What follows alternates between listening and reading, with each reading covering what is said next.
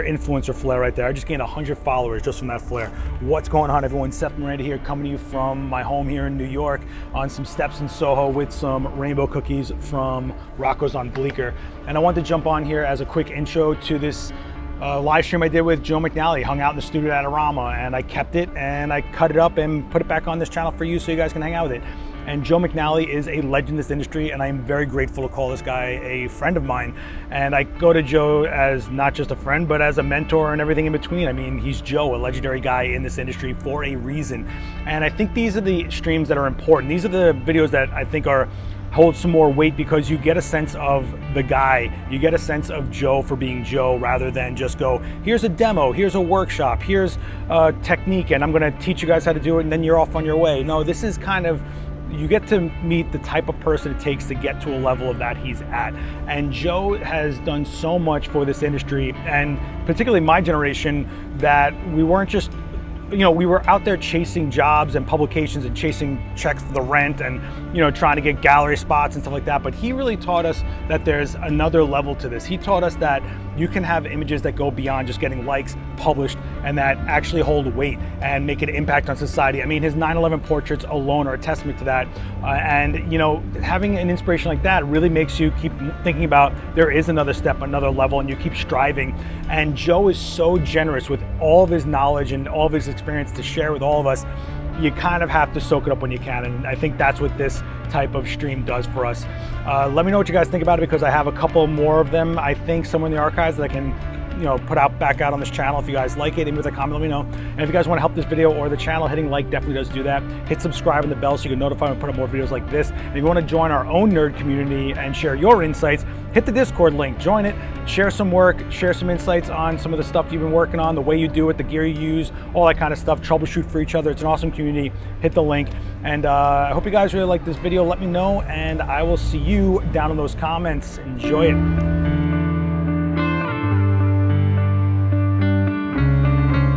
I'm dusting Joe off right now. I'm oiling up his joints. We're gonna get him together in a second, guys. All right, you guys can hear me all right? Joe, you want to talk and see if I can get your mic up? All right, I'm gonna get the mic going here. Hello, hello, hello, everybody. He sounds so excited. I know. Yeah, no, it's always exciting to be with Seth.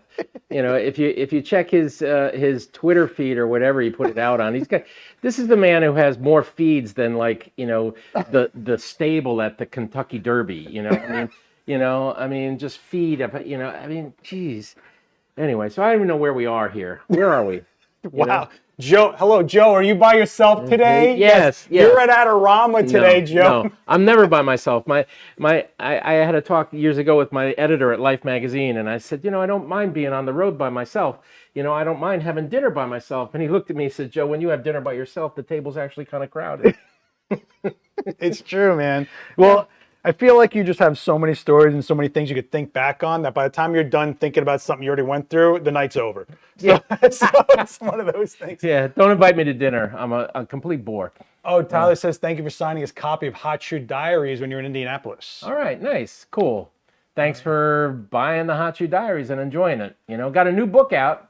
It's called The Real Deal, Field Notes from the Life of a Working Photographer. And there actually is a link to buy the book in the YouTube link that we're going to be live on later at 2 p.m. when we look back at some of the videos, because you've done so much on the channel for so many years, and I just think it'd be super fun to be like, remember when this went wrong, and talk about it, because it's always remember when this happened? Yeah, I fail to recall anything ever going wrong. Until we play the video, and they're like, oh, right. Yeah, right. Oh, yeah, that was when we both, no. I'll take credit for everything that went wrong. Honestly, there's so many things that are out of your hands when you're shooting, especially the stuff that you're doing, like this, the diners, the laundromats, the sites that you had to lock down, and then someone walks through it anyway. And it's just what it is, and being able to adapt on the fly is what's the key to it. But I just think there's so much value for this audience to hear that end of it, because we always polish it up and make each other look like we always look like we're gold, right? Yeah, that's the unfortunate thing. They shall remain nameless, but I've been with photographers who stage videos or something like that, and they actually pre-shoot the stuff, touch it up, and then boom, all of a sudden, that's what came out of their camera. man, this is a warts and all business. It is, you know, you shoot so much garbage during the process of trying to move to a good photograph. I mean, it's like the road outside of a war-torn city. It's just strewn with demolished wrecks of your ambition, your visual, you know, hopes for the day. It's just smoking ruins, and then you finally get to the fortress, and there is this little crack in the wall that you slide through, and you survive. Somehow you survive. The drama. Yeah. No, I think it's important, and I think what you guys don't know is one of the first times I ever saw Joe McNally live was probably the reason that I decided to finally start shooting live. The first thing he said on stage was, "How many of you have taken a bad picture?" Well, you're going to see a lot of bad pictures right now, and he basically was like, "I'm not going to do a hole in one here, you know," and that's not how it works. But there's a lot of people that go like nail down a formula, get it back into place, shoot it, and just don't go through the grind of it. You know what I mean? I think that's what's important about the live shooting, which is why like we shoot with Quinn every week and why you see Daniel shoot live every week and stuff like that. Well, there's joy in the grind. There just is, you know. I mean, you have to love the process of this, not just the end result. Like you get that good picture, you know, every once in a while. Hopefully, more than just once in a while, you get a good picture. You arrive there and you think, okay, good. But you have to love the process. Yeah, people ask me like, "What's your favorite thing to shoot?" And I always tell them it's not really what I'm shooting. It's did I get to a solution that I get psyched off of? Like it's always a puzzle, right? Right. And we have enough tools to figure things out, but everything's always changing on from the weather, humidity, the light in the room, what you're feeling like, the fact that I can't bend a certain way today. You know, you have to figure it out and get it going. He's walking around like an old man. I feel very much at home now with Seth. I'm just trying to be like Joe the best I can. And no, it's true. Like, you know, I just shot a piece of the marketing campaign for the Z9. I was 3 days in the desert, and I can tell you right up front, the very first day I bombed. I totally failed. Lots of, you know, just things that didn't work. And the weather was kicking our butt. We had wind. We had like almost like a sandstorm out there in El Mirage. And I came out of that first day, and I was just like, and I spent the night with the camera. You know, I was up at 3 o'clock in the morning. You know, because when Nikon gives you the cameras for these kinds of prototype shoots, you get the camera on the day of. So it wasn't like I walked in with a tried and true familiar piece of gear, you know. And yes, there's a lot of muscle memory and there's a lot of familiarity with certain aspects of the camera, but the Z9 is a whole new ballgame. So that first day, you know, if you don't have confidence in your ideas, if you don't love the fact that you get another chance tomorrow, you know, you might as well just, you know, I don't know, just. Well, you know, let me ask you this, because I think of a good analogy, but I can't. No, it can't stick the landing. Now let me ask you this, because I always story of my career. I feel like everybody has a different answer to this. And when we get these new cameras that have new capabilities, right? Like you get the Z9, there's no blackout, for example, right? Right. You get more abilities, but do you ever feel that puts more pressure on you as the photographer to be like, well, now I don't have this handicap that I can lean on, being like, well, I couldn't do it because of this. Does that get a pressure point for you, or is it just pure excitement? Yeah, I mean, it's a measure of both. I mean, I was totally excited by the technology that we've been presented with, you know, and I'm only speaking about the Nikon system. I know there's lots of tech out there, you know, and there's lots of other good cameras and all that, but the Nikon Z9 to me is a revelation. It is an absolute revelation. But I would echo what a bud of mine, Rod Marr, who's also a Nikon ambassador, said. He said basically, like, if the job screws up, I got no more rabbit holes to run down, you know? That's it, because this tech is so good. It's so good that, you know, the onus of failure and success comes even more resoundingly on your shoulders.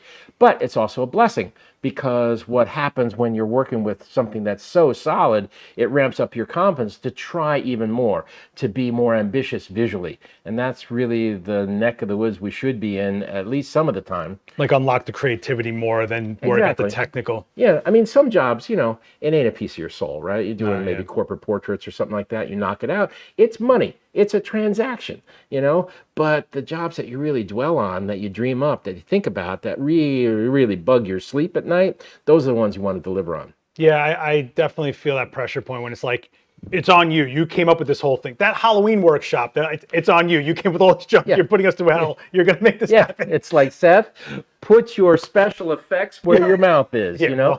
Exactly. So Photog says, the description you just had for shooting for the press is dead on. He's an E&G shooter, so he totally knows what you're going through. More excited about the work you got on the fly when you had originally planned. That's true. I think you get psyched on the fact that you got through it without the plan and you came out a little more ahead. I think that's totally true. Yep. Yes, I'm a hunchback today. Yes. But also, too, referencing that, if I have an imagination for a picture, like, again, just referencing the Z9, I had this imagination for a flaming car in the desert, Yeah. which just means I've seen too many post-apocalyptic movies. But, I had a vision for that. I had an imagination about it. And when I turned the corner on that picture and the actual frame was very close to what I imagined at the beginning of the day, that feels really good. Yeah, that does feel amazing. This is going to sound terrible, but like a million years ago, I shot a self-portrait of myself dead hanging out of a car.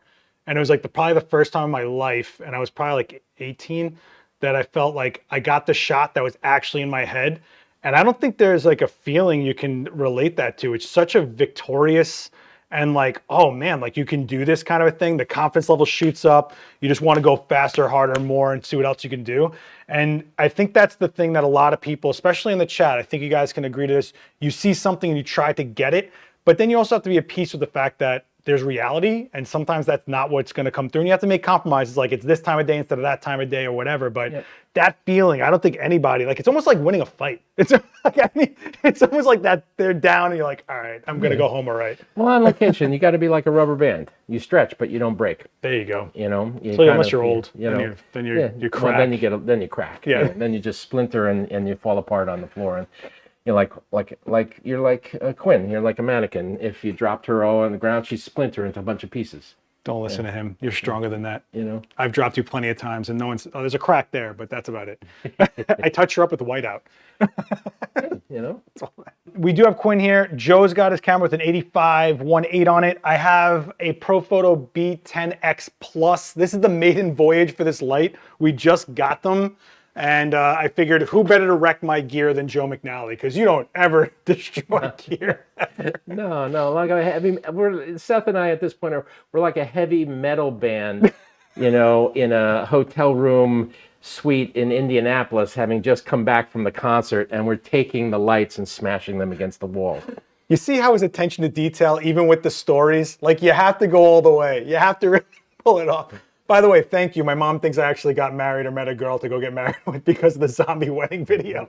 Nice. That was a really nice talk to my mom. Be like, no, mom, it's pretend. No, it's pretend. It's pretend. Yeah, but who wouldn't fall for her? I mean, she was absolutely gorgeous, dead or undead. For a dead girl to have both her arms. Yeah, no, that's definitely a bonus. Definitely a bonus. Quinn has to be tough being a model for Seth. Well, I do kick her around a lot. Yeah. So Marissa has to be tough to work with us, the two of us. She works with the two of us, and she is one patient lady. Dan too. Yeah. I mean, she's the hardest working model we got, probably. Yeah. Easy. Wonderful. She's doing filmmaking too now. She's making her own films. I got to give it to her. And that's kind of what's awesome is being around creative people. Is you stay creative and you kind of enter in realms you didn't think you enter.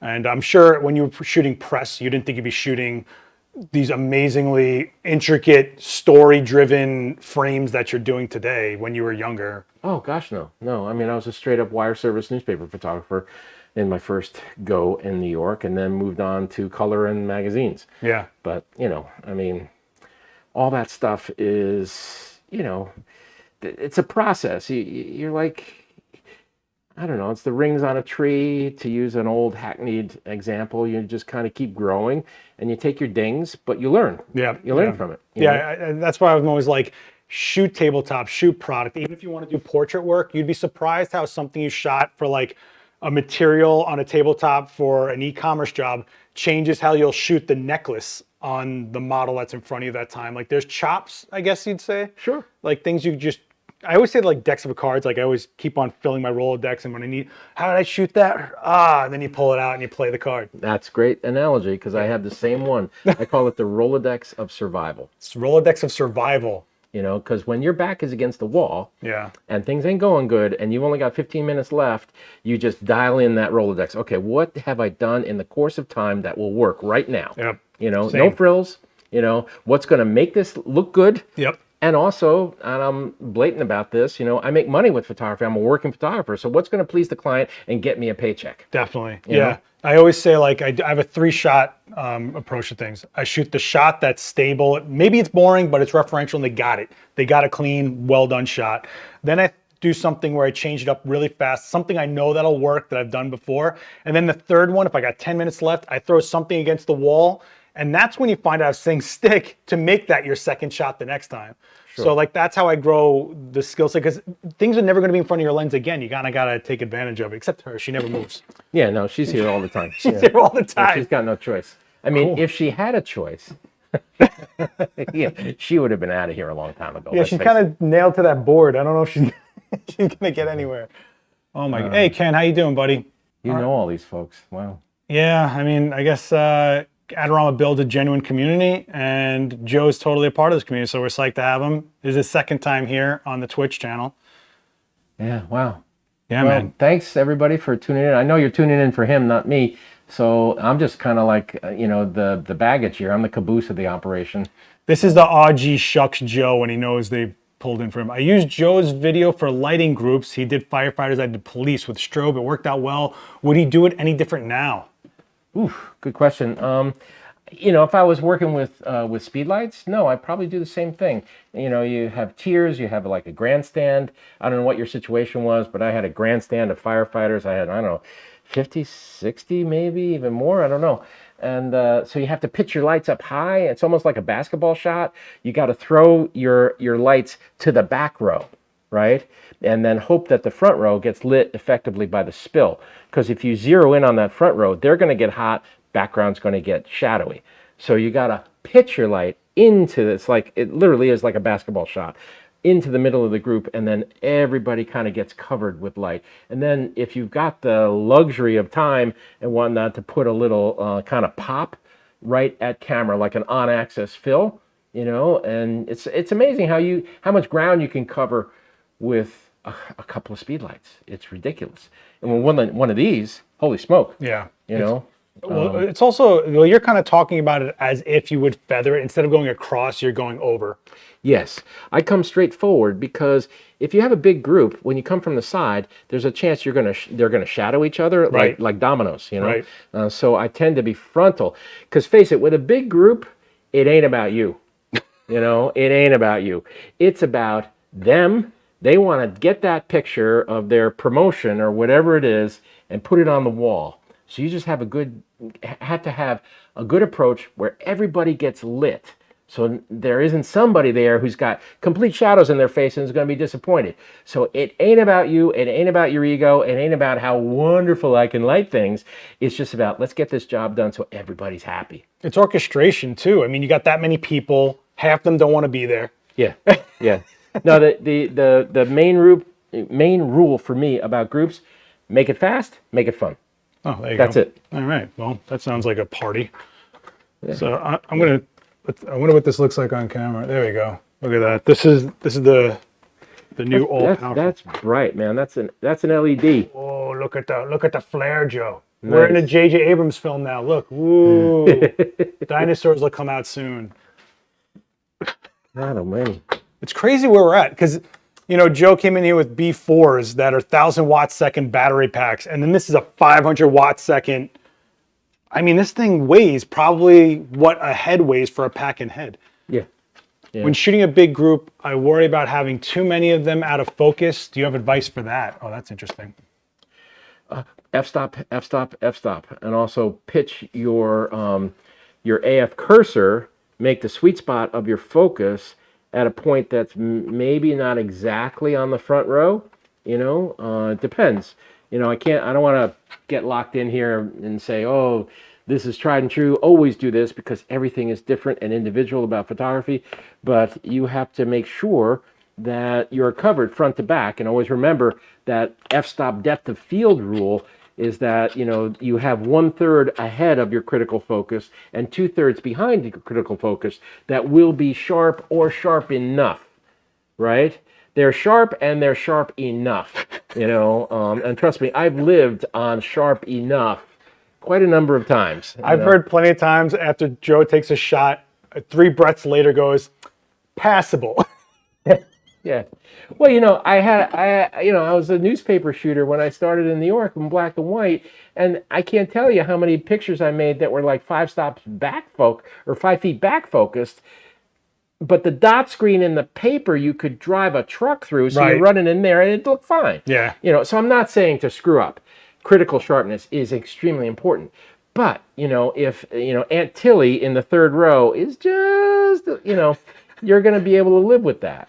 Well, you guys are kind of in the same boat too, right? We keep talking about this megapixel race and like, image quality values, but then what are you really putting it towards, right? Is it going to Instagram where they're going to pinch zoom and look at 3 pixels anyway? So it's kind of like the same idea as the halftone print, except we're going to lower res than what we're shooting now. Yeah. I mean, I think we have to be good behind the camera. We have to be technically sound, but also too, you can't worry about it so much or worry it to death so that you take care of all those pixels. You got to take care of the people first. There's got to be some zest and some life to the photograph. There's flaws in all my pictures. Don't go there. That was a softball I just tossed them, right? It was a freaking softball. But we all do. We all do. But at a certain point, you say, it's like back in the old World War II novels and whatnot, damn the torpedoes, full speed ahead. Get a photograph. Yeah. That's what you're there for. Yeah. And a lot of people don't know what they're looking at half the time anyway that you spotted. And just, you got to stop obsessing over it and just get through the job, honestly. I mean, it is what it is. Yeah. Let's figure something out here. What do you want to do? So we had no plan going into this, and I thought Joe could talk forever. So I was leaning on Joe's mouth. My IG post yesterday is back focused, but the story was important, so I used it. I'll never print it, but it works for IG. So you also have to know, where is it ending up? It's like anything else you create. What is it for? You know what I mean? Yeah, we all want to think we can take an image to everything, blow up the size of a building or post it wherever, but sometimes even the format changes it. Like, it being smaller on someone's phone makes it more of an intimate shot because only they are looking at it one at a time, as opposed to something you shoot. That was our going live sign that just fell out the door. As opposed to something you shoot that might be meant for a gallery hang that's, 6 foot and has more than one person there sharing the experience. You kind of have to put that in your head as well, Yeah, there's different spaces, right? I mean, a gallery experience, that's why, a gallery print is, generally speaking, has a mat. Because the mat and the frame on the wall, isolated, has a very powerful message. It says, stay with me. Have this emotional connection, stay with me. All right? A whole different venue is Instagram, which doesn't say, generally speaking, stay with me. It says, do this. Okay, look. Yeah, like that.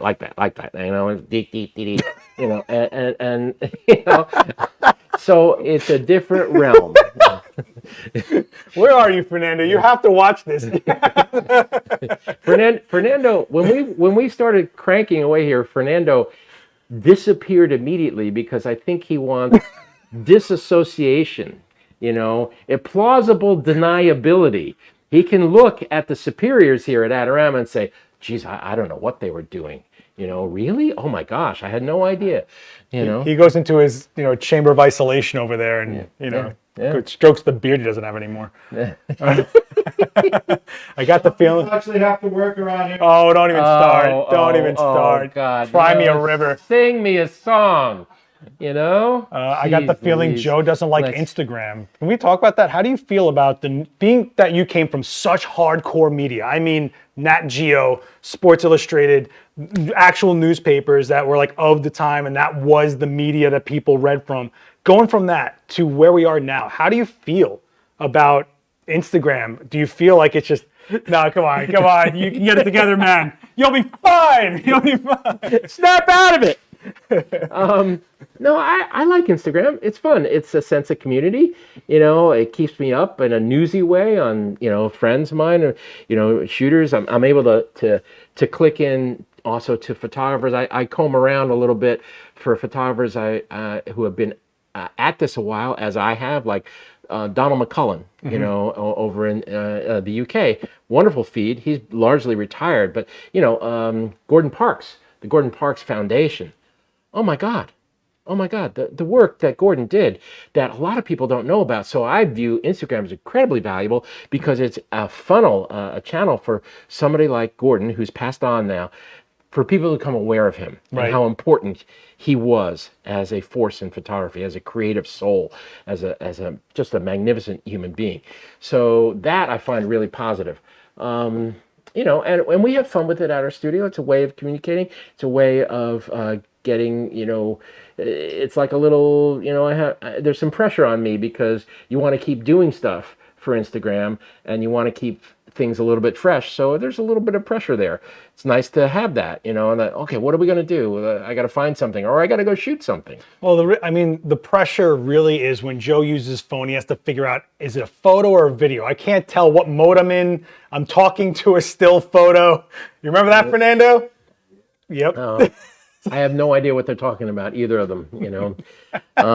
Anyway, so Brad, so this is something you hear all the time, right? Brad says a goal of mine is just get one shot in Nat Geo. How many times have you heard that? I feel like I hear that every trade show from every person that shoots wildlife or wants to go travel the world. Like, that's a huge goal, huh? that is a huge goal, an elusive goal to be sure, and probably, sadly, probably more elusive than it had been, right. you know, because the magazine itself is, it sounds judgmental to say it's diminished, you know, but let's face it, you know, my first cover story for National Geographic, they gave me a contract for 26 weeks. Jeez. 26 weeks, 7 days a week. They paid me $500 a day for 26 weeks. And that was a year of my life, because in between editing and whatnot, a year is gone. Yeah. You know, and You're married to that. you know, and so those days are by and large over. You know, my last cover, here's first cover story, 26 weeks. You know what my last cover story was? 26 minutes? 3 days. Oh, look at this guy. You know, 3 days. That was the last official domestic cover I had. It was Wilma, a Neanderthal lady. Oh, yeah. I know that shot. She was like 200 pounds of silicone, incredibly lifelike, buck naked. My assistant and I, Brad Moore, are carrying this naked Jesus. Neanderthal lady. I mean, completely anatomically correct. I'll go no further. And we're carrying her into the woods of Spain and staging her in an area of Spain where they found the Neanderthal DNA that prompted the whole story.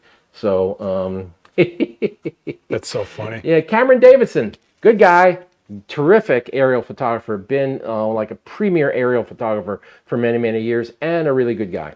And Brad, thanks for the link. He put in the Gordon Parks Foundation Instagram for you guys to check out if you want to see what Joe's talking about. I think I think all printed media has taken a hit from social media. Well, that's kind of crazy, right?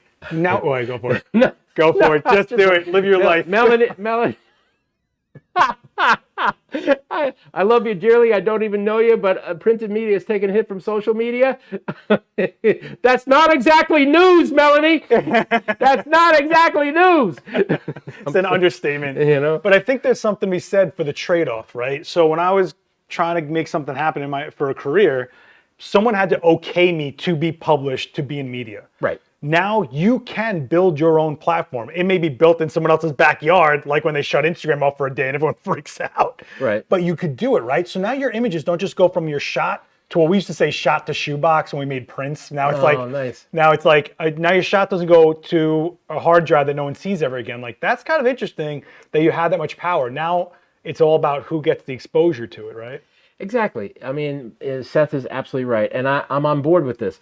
I used to have to wait by the phone to go make a picture. Yep. Right? Yeah. And the phone don't ring anymore. I had to wait by a beeper. You know? Oh, I had a beeper too. Yeah. Yeah, I had a beeper that was... Beeper and Blackberries. Oh my God. You know? So, but now I don't need anybody's permission to go shoot. I can go shoot. I can create what I want. I can publish it myself. I have a blog. You know, we have a few 100,000 readers a year, all told. You know, so that's like a little column or something in a medium-sized daily newspaper, if you want to make an analogy. So I feel really great about that. That digital's been very freeing for us to go out and create on our own. Now, the other thing, and the flip side of that coin, is monetization. You know, who's going to fund us to shoot that? And as Seth says, the creation of a platform that somebody's going to stop by and start to notice. The archaic nature of print prior to digital and the internet, and there was a time before the internet, if I shot a cover for Geographic or Life, people noticed. And the thing was, it stayed on the newsstands for a month, right? Right. And people talked about it within the industry. It wasn't like everybody in the world was talking about it, but within the industry, people talked about it. People noticed it. Now, everything is very fleeting. Yep. It's very fleeting. Yeah, it's kind of interesting to say because like when I left the magazines, and this wasn't like your magazines, like mine were just like BMX and skateboarding. I wasn't shooting like some crazy story that actually meant something. But I had 30 days of fame on those racks. I remember going to Union Square to show the other riders, be like, yeah, I did this, it's like, but you had 30 days and then it was over and it was gone forever. And then one of my first gallery showings, I took every page I ever got and I printed it on a roll of paper towels. So you could literally just take it, use it, and throw it out. And that's what it felt like. It really did feel like you had this moment and you can't rest on it. You got to keep going to get the next one and the next one. Now it's faster than ever. The shot's already over. You're on the next one. People have already seen it on your Instagram. They're over it. There's no more connecting, like ripping it off and putting it on a wall. They scroll right past it. They don't live with it anymore. Yeah, that was great. That one. Yeah. Well, that's how you use a phone, Joe. See, this is a phone. Oh. Touch the screen. Oh, Nikon USA, like you're mentioning their story. You're welcome, Joe. Thank you. Thank you. So, yeah, what are you going to do? I don't know. Here's the thing. I don't know if anybody knows the name Gregory Heisler. Oh, yeah. Just a fabulous photographer. Has forgotten more about lighting than I'll never know. He teaches now. And we used to talk about it, the whole digital thing. And he just looked at me at one point, and it's a simple thing, but he's very accurate. He goes, Joe, this was going to happen whether we liked it or not. Yep. So you have to get with the program. And so thankfully, we have a team in our studio. We're on board. I enjoy that. You couldn't drag me kicking and screaming back to film. I'll tell you that much right now. I love digital. I love the quality of it. I love the immediacy of it. I love the fact that if I drop an Instagram of Seth and I in this room right now, somebody in Tokyo can see it in 3 or 4 minutes or even less, so that to me is enormously cool. And I still feel like there's real power there as visual communicators that we can reach an audience. The thing that we have to carve out is that audience. That's the thing. Well, that's kind of adaptation too, right? Like you've had to roll with the technology as your career unfolded. And now I think you're doing a good job at that as well, because we've all had to learn video. Whoa. Don't start. Don't start. I always praise you. Don't even start. I always praise you, Joe. Don't even start. But we all have to roll with it. But like when video started coming around, we all got a little like, oh no. And then learning audio, oh no. But you kind of jumped into it, became a director, and you found the right people you wanted to make the videos with. Yeah. So was that always the plan, or did you think you were ever going to be the guy shooting the video? No. I have a sense of story, and I have a sense of how pictures connect and how pictures can move people. But I'm a very big believer. You've seen me on the set, hair, makeup, styling, video, etc. The people I've collected on the set, they are the experts at what they're doing. And I let them go do it. Yeah. As long as I've got an eyeball on where we're going, I have no real need to put my eye into the video camera, or the makeup artist comes to me and says, what's the look that you want? I'll say, generally speaking, she goes, well, maybe this, maybe that. I said, that's really kind of roll with it, be creative within the context of where we're going. Because I don't know that much about makeup, the construction of it. Let it roll. He's wearing a ton of makeup right now. You guys don't understand this. The liver spots have gone away, but they're there. Every time we stream, my stomach's killing me after because I just keep. What was that? Was that you, Seth? Yeah, there you go. Lean on it, Joe. Lean on that classy, brilliant, intelligent comment. There you go. What's up, Mademoiselle? How are you? Liver spot or jaundice? Oh, you don't got jaundice, do you? No, you're all right. I'm knock on wood, healthy. I put on some weight during the pandemic. I got to lose that. That's goal number one. I'm working on it, but I put on a little bit of weight in the pandemic. Dude, I got to get back in shape. Are you kidding me? I can't even stand up straight. Well, that's why you're leaning on a C-stand. Thanks for blowing my spot, Joe. I just, we'll get to use this light one of this. Doing the old practice lean, I had to do that once at Adorama. I didn't tell anybody. But this was after the Rio Olympics. I had a date here to teach. Remember when the pro area was downstairs? Yeah, absolutely. And, I was going through my Rio Olympic stuff. I'll make this really quick. And it became the worst night of my life. All of a sudden, I'll make this quick. Worst night of my life. yeah. The computer started to spin. Then the room started to spin. You And had vertigo? barely made it to the bathroom. I was so sick. I was sick to my stomach. The entire world was in motion. I had a violent vertigo attack. And then it dissipated 2 days later. I spent 2 nights in the hospital. Wow. And they never figured out exactly what caused it. They figured it was a viral attack on your inner ear, which that's what sets your, spins your axis, But then the very next week, I didn't want to cancel. I was supposed to be here teaching. And I was with Callie. And I was at the podium. And I was like, Callie, yeah, maybe you could move that light over there. Because if I tried to walk down that aisle, I would have looked like a drunk, I would have looked like somebody Joe on St. McNally. Mark's Place on New Year's Eve. Oh, Yeah, man, yeah, Happy New Year. Joe McNally the drunk. All right. So anyway, Oh my. Well, patient zero over here has had plenty of time to get sick. What? thank you, Brad. Joe feels as young as Seth, and Seth feels 10 years older than Joe. But you know what? I make all the old jokes of Joe because no matter what, I'll always be younger than Joe. Always. Jaded Rider, yeah. I almost fell into the toilet. Yeah, I can tell you the contents of my entire body went into the toilet. Yeah. I could not walk down a hallway, and I couldn't open my eyes. Basically, for 2 days, I kept my eyes closed because as soon as I opened my eyes, the room would start to spin. Yeah, you equally get shot. I blew my eardrum out riding one time, and I couldn't figure out where the hell I was. Oh my God, It's awful. bad. It's awful. Just an awful feeling. Well, moral of the story is watch your ears, kids. I don't know what to tell you. So I don't know. What are we going to do? Are we going to do anything with Quinn? Or are we just going to? Are you guys happy with all of this ridiculous? We got a good chat room going here. Do you guys have any questions? I mean, I'm not kidding you. We had no plan going into this. I never have a plan for you guys. You just kind of piece something together. I broke out the pro photos for Joe. This is their maiden voyage. No one shot these strobes yet. And this guy over here, Grippy Joe. Look at this guy. Hey, Oh, I don't know why Who's that's Who's that guy? some makeup I had this shoot a while ago. That's kind of cool. How'd you do the background there? Oh, well, let me show what we're talking about. So that is a 55-inch parabolic. Oh, wow. I decided I would do a stream where we used a ginormous, ridiculously sized modifier in this small space and see what we can do. You strip the diffuser off of it, so those are the ribs? Yep. Yep. Nice. And I just dragged the shutter to bring in this blue light, and voila. Nice. Yeah, you can learn a thing or two, Joe, if you want to stick around. I tell you, I'll say this publicly, and I've said it publicly before. If there is an excellent repository of knowledge across the board, it's this guy.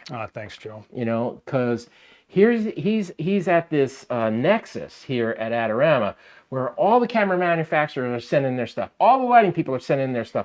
He gets to look at it firsthand, and he's able to parse it out, and he's fearless about going back to them and saying, should have done this. You need to do that. I wish you had this. Fernando hates when I do that, though. And here's the thing. If you want a good sounding board about gear, like if you're thinking about buying stuff or upgrading or whatever it is, this guy is the guy, because he's not only a good photographer, he's got all of this depth of knowledge, and he also does that very amazing and increasing and rare thing. He gets back to you. He actually gets back to you. I only answer your calls, Joe. Don't tell anyone else. He answers emails, Fernando. Seth answers emails. Just throwing it out there, and like I'm just thinking out loud. Joe McNally just burned you on live stream. This has made my career. Oh my God. So the moral of the story, so the inside joke is Fernando doesn't answer Joe. And we should private message you when they have tech questions. No, Fernando's great. When the chips are down, he's there for you. And that's what I've always appreciated about Adorama. They ain't the biggest store in the world, for sure, but that's what I love about them, because I just went downstairs and I was in the sales floor area, and everybody behind the counter was like, hey man, hey, how's it going? It's like family. It's like community. To be fair, his face is on the side of the wall here. Which I have apologized for. I have apologized innumerable times for the bloody picture of me that's down there on a Nikon billboard kind of a thing. It's even, I think he used the word billboard. Just let the record state he said his face is on a billboard. It's backlit, isn't it? It's backlit, which makes it No, even you just worse. glow. No, you just glow. You just naturally glow. Well, that was the time that Geographic sent me to the radiation plant. It's sticking with me. Anyway, no, I appreciate that, Joe. And I'd like to think that Adderall may not be the biggest, but we easily have the best community. Like, you guys are everything to this. Like, don't ever question that. The only reason he wants to be on our platform is so he can talk to like legit people. Well, that's it. I mean, there is a community, and there's also a sense of outreach. And the thing is, it's constant. Yeah. It's constant. There's no gaps in the program here, you know. Oh, I know. I feel it. So, I mean, you want to learn about video. You want to learn about stills. You want to learn about printers. You want to learn about,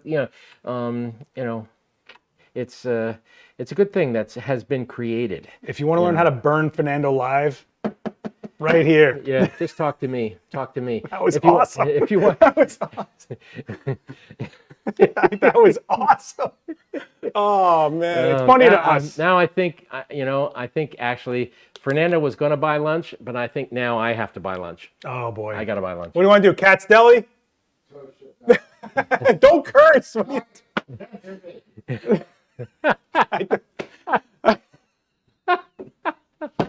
Anyway, what happened? All right. Well, this is what we have. We need plans, Joe. We can't keep doing it like this. I came down here. This is your studio. You're supposed to tell me what to do. So I was initially going to turn the background green with the light and then try to balance a magenta gel to it, but I'm not getting up there now. So, all right.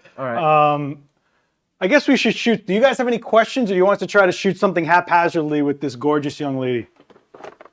Who's probably from the 80s, honestly. I've got an 85, but you know what I also brought? I brought a fast 24. A 1.8? Yeah, I think it's 1.8. So let me take a look at that, because maybe we could do something like wide open with a wide lens and show how, even though you're in a confined space, you can still soften the background. Knock it out. And then we can feather the flash appropriately. What does that mean? I have no idea. You didn't see it, but there's a very weird grin on his face when he said that. So I'm wondering if he's throwing shade at someone that didn't feather a light appropriately or not. No, it's good. Oh man, I can honestly say that I'll go out of my way to buy from Adorama because it just feels like part of something, even though I never met any. We appreciate Jacob, and you guys are a part of something. Like, we cannot do this. Joe doesn't stand into a blank room unless there are people there. He doesn't know that this is actually just a video of a chat room running and there is no one watching this. But this is the reality of it. We can't build this community or do what we do, and Fernando can't screw up his job as much as he does without a community to screw it up for. If you guys aren't there, we can't do this. So you're as important as we are. Trust me on that. All right. 24. Do it. 24 1.8. Let me jam it down to 1.8. What do you want to do with the strip? What do you want? Well, nothing quite yet. Okay. Nothing quite yet. Let's actually even take this off. So, I don't know. At the risk of telling everybody that which you already know, like my first rule on location is, no matter what the situation, your most important light is the ambient light level. So I automatically go to aperture priority, and I just make a couple of clicks just to see where things are, to see where they stand. So the question is, do you want to keep the daylight going forward or shut them off and just worry about this light? Because that's where you're going to run into your battle. Yeah, let's kill these guys. Does that kill us? I can leave this one on if that's all right. Yeah, sure. All right. Yeah, whatever. What do you want to do? What do I want to do? I'll tell you what I want to do, Joe. You like my light switch? I was just going to say, super high-tech light switch. It's on a radio in his pocket. No, he has to go over and unplug these things. Look around. This whole thing is zip ties. Are you kidding me? Like, I built this during lockdown. Oh, my God. All right, Quinn. All right. Apologies, as always. Wait. Let's get you tethered in. Come on. Oh, that's right. No, nobody. It's really fantastic. It's looking so great. I promise. I can't do this with you anymore. Good God Almighty. This is a good way to close out the year. Old Joe McNally over here. One thing that happens with the Z6, Z7. This is a Z7 II. You might have experienced this where the focus point, the AF points, cluster, whatever, drifts to the corners, in between sets. I've always noticed that. Just always know that when you punch your OK back here on the master, the dial pad back in here, just hit OK. It recenters your AF. Small thing, Daniel didn't know you could actually push the AF left or right with just you using left or right. That was a good live stream. You should have seen that one. Jeez. But having said that, I mean, you and me are both going in on the Z9. We're gonna have to battle it out. Now it's the same camera. By the way, Joe said he was too good for the 24 to 120. I love so much. He was scoffed at me. I didn't scoff. It was a scoff. It was not a scoff. No, it was a good. I'm so psyched for that lens. I can't even tell you. I just the idea of having to constantly change lenses drives me nuts. And I'm always shooting tight apertures anyway. Yeah. It's one of the best lenses ever, man. I can't tell you. You might have just sold me on it. I don't know. It's so dope, dude. So, are we hot? Is it? Yeah. Does it like us? Yeah. Or 1.8? There we go. You're at ISO Capture 400. one, right? Capture one. Dang, at this later stage of my career, I've actually really gotten involved, finally, in some measure of post-production, because I really just enjoy Capture One. It's fun. Yeah, it was actually eye-opening. I saw you do a live stream and you showed that that I don't know what the plane is, the one that you put the speed lights underneath the plane and you actually had to edit that. I didn't even know that you were messing with that image. It was just such a clean image. It just was like, whoa. But it was really eye-opening to see your editing process on that. All right, so let's see. Where are we here? Oh my goodness. So I don't even know exactly what I shot at here. It was an 80th at 1.8. Attaboy. Yep. And you're in shade white balance. Yeah, which is reflective of the fact that I didn't look at my menu coming off of my last job. There you go. My last job, I was on wasn't really a job, it was an opportunity. I went out in Cornwall off the coast of England on a fishing vessel for about a half a day, which was a lot of fun. And it was super cloudy, so I was in shade mode. What can I say? Which puts in a little bit of warmth to your shot, I feel, right? Oh, God, yeah. Let me go with white balance, just a straight up auto white balance, and I'll keep it as a keep overall atmosphere white balance. There's 3 different AWBs in telling secrets about me now. I actually, yeah. I actually have the book is chapters. You could call them chapters. You could call them essays. One title of one is "Remember When AWB Was a Band." Does anybody remember the average white band? No. You don't? No. Oh my gosh. Sorry, buddy. It was a Scottish band. It's Scottish still actually band. current.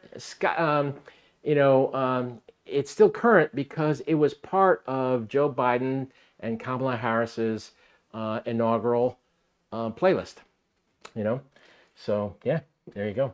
So, but AWB now means auto white balance. So. Well, we grew up saying ISO, and now they're yelling at me to say ISO. So I still say ISO. Okay. Well, I grew up saying ASA. Well, ASA is another standard. Yeah, American Standards Association, International. Whatever. Now we all say ISO, but ISO. Yeah, I could get on board with that. Nah. Now let's keep it our thing. Cool kids say ISO. All right. So let's see. If I come in closer, obviously my depth of field shortens up. Back button focus. 200th of a second now at 1.8. All right. I can even make it so that they can see your viewfinder as you're shooting. See? Okay, cool. Oh. Nice, Okay. Now we all got vertigo. We got Joe syndrome. Yeah. We got. So, all right. So that looks pretty clean. Yeah. I mean, the thing is, like, she's lit to the same tenor and quality as basically the wall.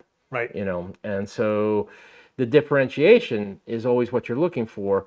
If you have a subject that's in the same exposure template and color and palette, then that might be fine. But generally speaking, you want to separate them out, right? You want to throw some distinction on Quinn here because she's richly deserving. So I don't know. Though, given her proximity to the wall, I'm going to bet that the 1x3 is too big a light. Okay. But let's take a look at it. So this is a crazy idea. Just throwing it out there. You tell me if it doesn't work for you. But we could actually keep this on constant tungsten and not shoot the strobe and then rip her off of the blue by using the warmth. let's do it. Okay. So I'm going to. Oh, That's cool because this is so now it's warm. yeah, It's at full blast. So I'm going to put the. and that's an LED, right? That's- So it's not going to pick up heat. There's going to be warmth coming out of it, but not like a tungsten bulb. Like, I mean, the halogen bulbs that burned us our whole career, like that one in the sky over there. So actually, that's pretty nice, Joe. Look at that. That is nice. Yeah. I mean, you would like it. You would like that. You Yeah. would like that. Let me see if I can, what the other view looks like. Oh yeah, that works pretty good. So what we're kind of doing here is instead of using the strobe, is we're going into the constant light that's bicolor, going into a tungsten warmth, because we're surrounded by blue light. Oh, we're surrounded by blue light. I forgot to switch camera. Yeah. Oh, that's right. We're over here now. Yeah, right? hey, I'm over here now. You're over I'm here. over here. You know? Hey, All what are right. you doing? All right. All right. All right. Here we go. Here we go. Cool. Now, my AWB that I've got dialed in here is going to try to correct, right? Going to try. So, it probably softens it up a little bit, the effect and feel. Because to my naked eye, she's much warmer than this rendition here, So that's the camera. I do have it dialed in AWB, keep overall atmosphere. So the camera is like doing its thing, right? It's trying to assess the scene and render an image as close to existing as possible. Now, if you went full blown, if you switched over and went into tungsten or incandescent here. Well, I can actually pull up your live view so they can actually see what you're doing. Cool. So you can actually see the color shift happening. I feathered the light a little bit for you, just a Nice. little bit. Didn't go too crazy. Well, the feathering, what Seth is saying is very effective to do, because when you feather a light, you can see what's happening. Quinn is no longer being hit by the brunt of the light. She's actually in the spill of the light. And this is a good thing to do even now. When I grew up, soft boxes, the old school, like chimeras and whatnot, had no interior baffle. And so you just put up this big box of light. And they were nice enough, but there would always be a hot core, Right. So you would feather your light automatically in those old school soft boxes because the sweeter spot of the light would be on the edges of the box. And that's also a reason that a lot of boxes switch to a heavier inner diffusion to make an even hit to the second diffusion. Exactly. Yeah. Exactly. Look at that, All right. Joe. I know stuffs. Yeah, no, Look at that. Joe. I told you. I told everybody you're the man. Look at this guy.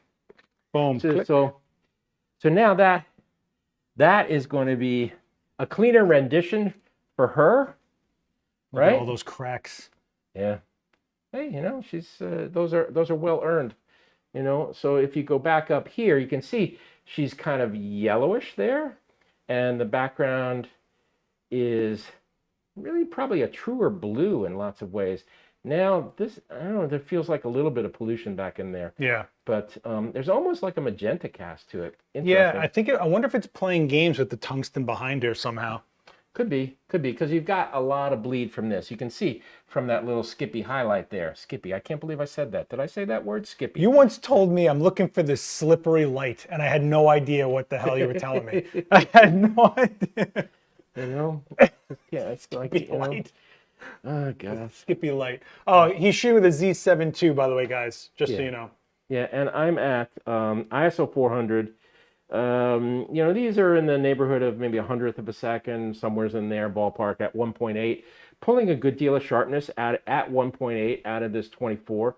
And, even with, the 24, the background is on the softer side. So, f-stop plays a big role, and also how close you are to your subject, to be sure. Melanie wants to know what was that slippery light. If I remember correctly, Joe was basically trying to explain the light that looks like it skipped off of a lake onto someone's face. Okay. Like a moonlight that skipped across some sort of body of water, if I remember that one correctly. Because I was like, I have no idea what you said to me, Joe. That's the thing. Like, I had no idea what I was saying either. It just Anyway. It's so clear up here. Yeah. So man. anyway, so you know, I mean, I'm really happy that Seth is showing me these B10 Plus X's, right? B10X Plus. B10X Plus? B10X Plus. Oh, okay. All right. Yeah. Yeah. Because I've never used these before. So the LED, the bicolor LED in this is really makes these pretty versatile. Also, too, from what I understand, you shoot these on battery, but you can, while you're shooting, you can also trickle charge them. Yeah, no, you can actually keep them plugged in, Yeah. but it does last a long time. Fernanda, we filmed this, right? And it was like f2.8. Catch me off guard. What are we talking about? When we filmed the B10 video, we filmed at 2.8, right? When we used the modeling light. I believe so. Yeah, so we filmed the video for these at f2.8, 3 feet from my face with a 3-foot octa. So it lost 2 stops and it was pretty far away. We were pretty impressed with it, but this is just, I love how we pulled out a $2,000 strobe to just use the modeling light. Yep. Well, hey, there's great value in using, wringing all the possibilities out of your gear, because the gear's expensive, right? So anything that's going to do a 2-step for you and enable you to shoot video and, flash photography, that's pretty cool. That's pretty cool. Is there ever a time you'd rather use constant lights mixed with constant lights rather than mix the strobe in with the constant lights? That's a good question. I'd have to think about it, but off the top of my head, I would say no. I'm pretty dialed in on flash. Yeah. And oftentimes on location where a constant light source fighting off the ambient quality of light isn't going to do me all that much good. Right. One thing I have always loved, and it's a little bit on the extravagant side, is if, say you're on in a dead white studio, like I've worked on the rooftop studios in Miami, for instance, and places like that where there's strong sunlight. Yeah. And the orientation of the studio, there's a cyc up into the sky and the sun's going down. You pop up a massive steady light source to clean that up and just pop it. Man, it's just like light you can't believe. Really? But we're talking 10K. Yeah. Well, that's a lot of light. Yeah. I mean, well, you're trying to match the sun at that point. Basically. So But the thing about it is the angle of the sun is very important, because when you're shooting, say, fashion out in the field and you're trying to use that late sunlight, the late sunlight will oftentimes start to lose intensity. It'll be gorgeous for the model, but if you expose for the model, the background's going to get too bright.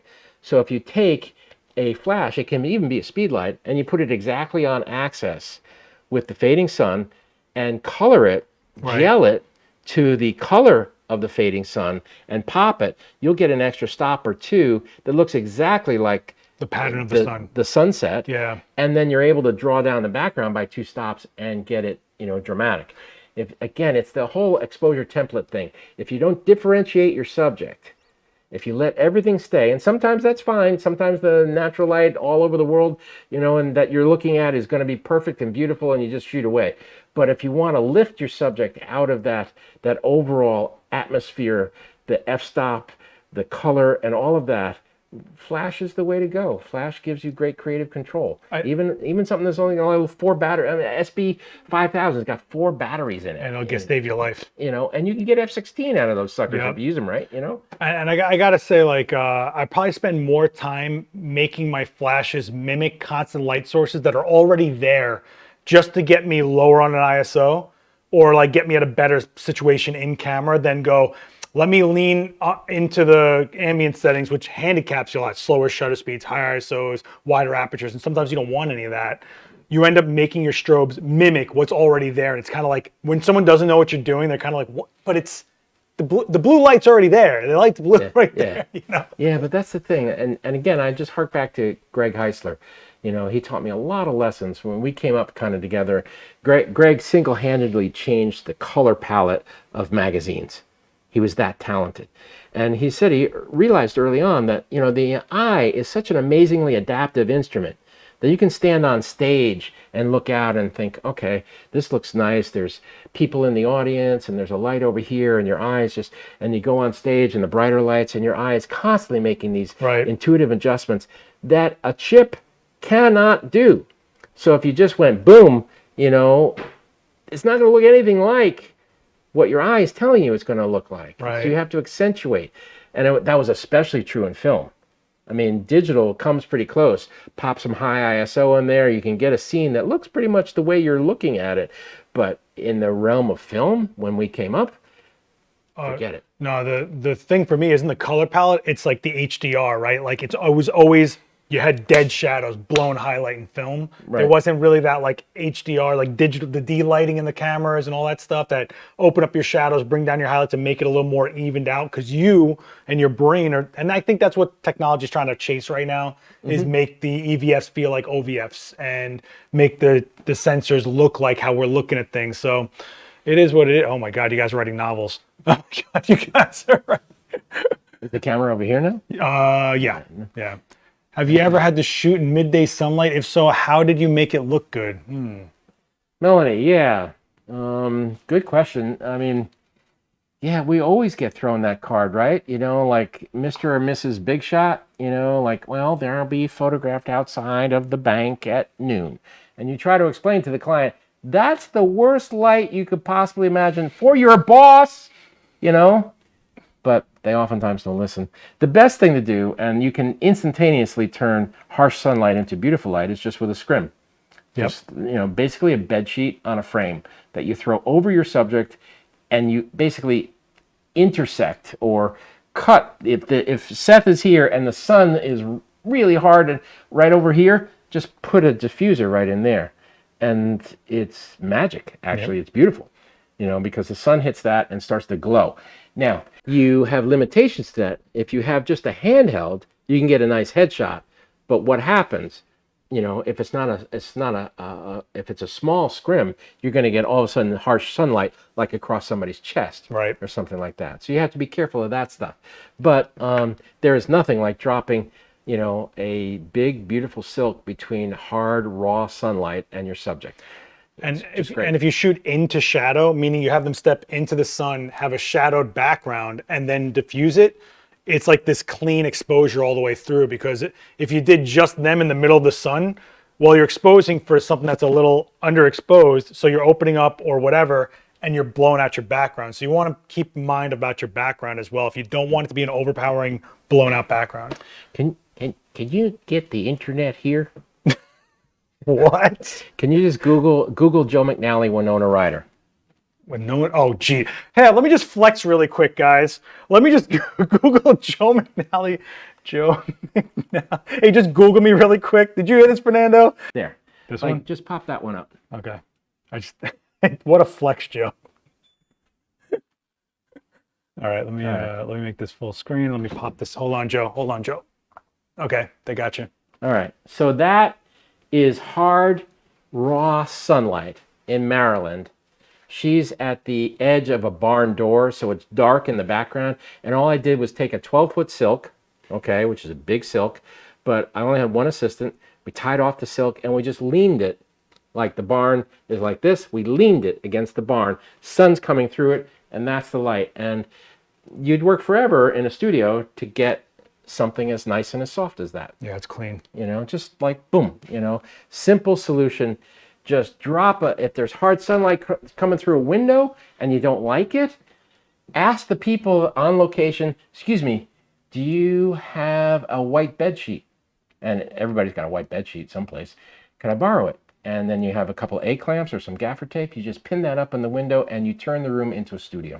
Yeah, the joke was if you were ever on tour and you were the photographer, you never left the sheets in the hotel room. Yeah. You know, I mean, we always stole them from the hotels. Yep. Yeah, and I remember always this sounds really shady, but I remember keeping a staple gun on me so that I could always throw a bed sheet on a window and staple gun it from the outside so that the sunlight would. You never did that? No, I never used staple guns. That's actually a really good idea. You're never going to see them again anyway. Just you know, nice.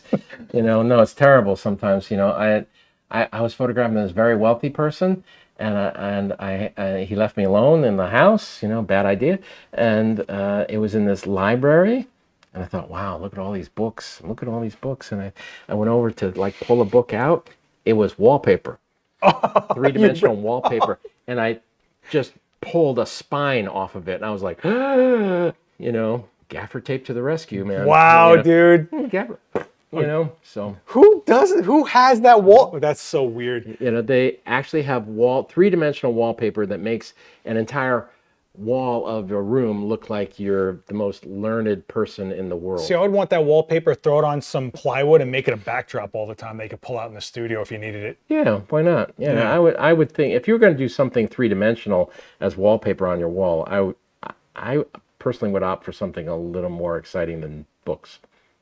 You know, I mean, books are very exciting, but I mean, this guy it looked like an old fuddy-duddy law library, you know, but make it a little more vibrant. Have some fun with it. One guy's EVF or OVF. What do you prefer?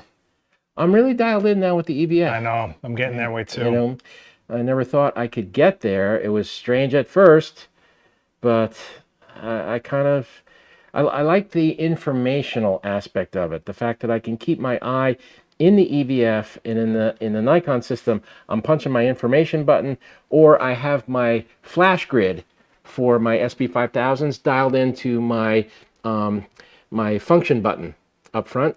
So I punch the function button and my flash grid comes up, and I can adjust the exposures without taking my eye away from the EVF. Yeah, I always tell people OVF is incredible for the studio because you're shooting theoretical light and you want to have that clarity and all that stuff. But the reality is OVF for me, and I don't know if you feel this way, OVF felt like I was in the lens. EVF makes me feel like I'm in the sensor. Interesting analogy. Because you get a lot more data that the sensor is going through than the lens in that case, I feel. Yes, absolutely. I mean, the EVF is sensor driven. You know, obviously, it's the electronics are very much with you. Sometimes to the point of distraction. Sometimes I just tap you can tap the video button on the Z7 II, and that information clears out, and you just have a naked screen. Oh yeah, that's true too. You know, yeah. Back in the day, the F2 had photomic head. The meter was in that photomic head, and the meter was not particularly dependable. So I didn't like that little dipstick in there, so I took all the photomic heads off my F2s. And this is back in the day, I had like 6 or 7 F2s, motor-driven F2s, and I would replace them with prism heads, so the entire view was clean. And then I would just use a handheld meter.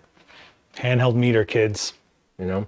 Oh, that was religion. I had on my shooting vest, I had an incident light meter on my right-hand side, hooked. Always have a fail-safe. And then I would have a spot meter. Oh yeah, because they were separate. You couldn't have them on the same thing. You know, back at that time, the incident meter was great, but you couldn't project value across the street. The spot meter, Pentax made a great one.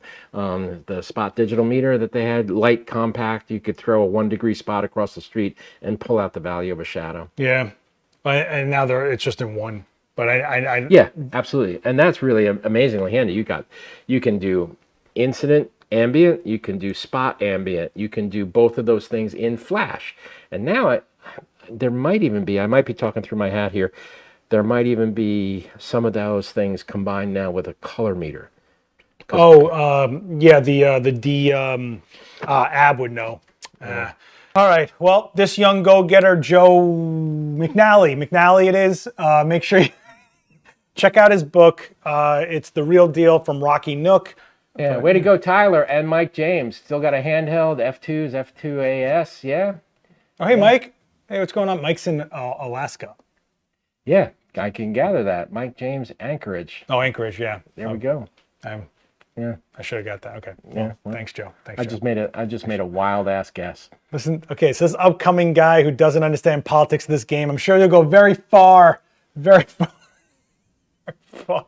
All right, so join if you're Nightbot. Nightbot is a chat bot that we put in programmed messages to just like remind the chat of links. And then when you put an exclamation point and a certain word, you can make a special command. So all my social comes up when you do Seth. Cool. Thank you, Records of Light, for pointing out my Instagram. It's Joe McNally Photo. Thank you. Thank you. He could use a few followers. He only has 8 zillion. No, hardly that. Yeah, hardly that. This guy, so popular, such an influence. I didn't make a Joe command. Thanks, guys. Great. Yes, I'm a jerk. It's all right. He's fine. All right. He'll be fine. I'm all right. And thank you guys for joining us.